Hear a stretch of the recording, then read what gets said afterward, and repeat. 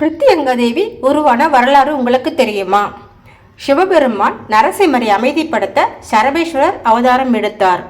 சரபேஸ்வரர் அவதாரம் என்றால் பறவை, மிருகம், மனிதன் கலந்த உருவத்தில் அவதாரம் எடுத்து அந்த பறவையின் 2 இறக்கைகளிலிருந்தும் 2 மகாசக்திகளை உருவாக்கினார். அவற்றில் ஒருவர் துர்க்கை அம்மன், இன்னொருவர் பிரித்தியங்கா தேவி அம்மன். நரசிம்மரின் உக்ரத்தை அடக்கி உலகை சமநிலைக்கு கொண்டு வர இந்த 2 அன்னைகளின் வடிவம் தேவைப்பட்டது. பிரித்தியங்கா தேவி அம்மன் மிகவும் உக்ரமான சக்தியாக மாறி நரசிம்மரின் கோபத்தை தணிக்க உதவினார். பிரித்தியங்கா தேவி அன்னையின் உருவத்தை பாருங்கள்.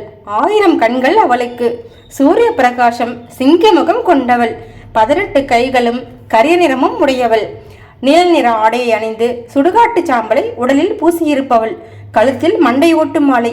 பார்ப்பதற்கு பயங்கரமாக இருந்தாலும் தர்மத்தை காப்பதில் அவளுக்கு ஈடு இணை யாருமில்லை. அவளை அதர்வன பத்ரகாளி என்றும் அழைப்பார்கள். பிரித்தியங்கா தேவி அன்னையின் கோவில் என்றாலே அங்கு நிகும்பலா யாகம்தான், அதாவது மிளகாய் யாகம் என்று கூறுவார்கள். அந்த திருக்கோவிலில் மூட்டை மூட்டையாக காய்ந்த மிளகாயை அக்னி குண்டத்தில் போடுவார்கள்.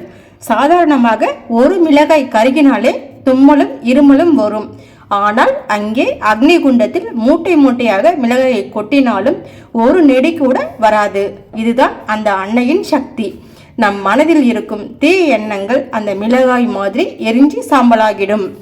எதிரிகளால் தொல்லை, கண்ணுக்கு தெரியாத ஏவல், பிள்ளை, சூனியம் போன்ற தீய சக்திகளை வேரோடு அறுக்க அமாவாசை அன்று நள்ளிரவு 12 மணிக்கு நடக்கும் அக்னி யாகத்தில் நம்மால் முடிந்த மிளகாய்களை வாங்கி அக்னி குண்டத்தில் போட அனைத்து பிரச்சனைகளும் தவிடு பொடியாகும் என்பது நம்பிக்கை. உங்களுக்கு பிரித்தியங்கா தேவி அம்மனை பிடிக்கும் என்றால் கமெண்டில் ஓ பிரித்தியங்கா தேவியே நமகன் கமெண்ட் பண்ணுங்க. நன்றி, வணக்கம்.